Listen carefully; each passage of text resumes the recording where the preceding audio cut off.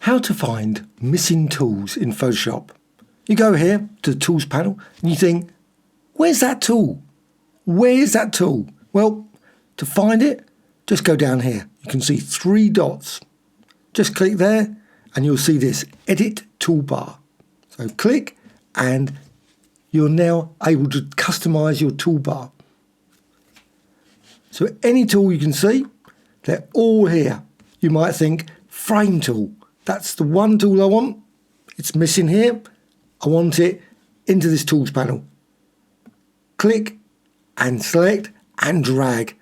And I can place it anywhere. So I'm just going to place it here. Frame Tool. Straight away, you can see that missing tool added here to the Tools panel. You can do the same, say, with History Brush Tool. Suddenly you decide, where's my History Brush Tool? You can drag it over and place it there. And you can add any number of tools to your Tools panel. You can also move them around. You might want to remove some as well.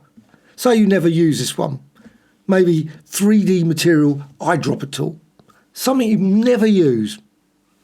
Well, you can remove it. Simply just select and drag and place it over here in the extra tools. And it's gone. No longer here in the Tools panel. You can also move things around the group. Maybe use the mixer brush more than the brush tool. So just go here, click there and just drag it above the brush tool but within the group. And you can then release and now you can see your mixer brush tool is on top. So there, brush tool, pencil tool, and again, colour replacement tool. Perhaps you never use it, simply drag it over there, remove it. Also, pattern stamp tool. Say your pattern stamp tool, use more than the clone, you can drag it above. And you can move them around, replace, as well as find any of the tools you want over here. So triangle tool, just drag, and there it is, it's been stored. Maybe you make some mistakes.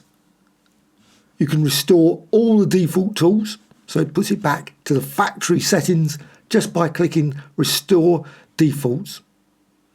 You can also save a preset, so if you've got your perfect custom toolbar, simply click here and you can save it to custom toolbars. I'm just going to call it 1 and save. So at any future time, you've got a particular project, you've got all your tools in the way that you want for that project. You can then load preset and again select that and open, and it will then store them as that file.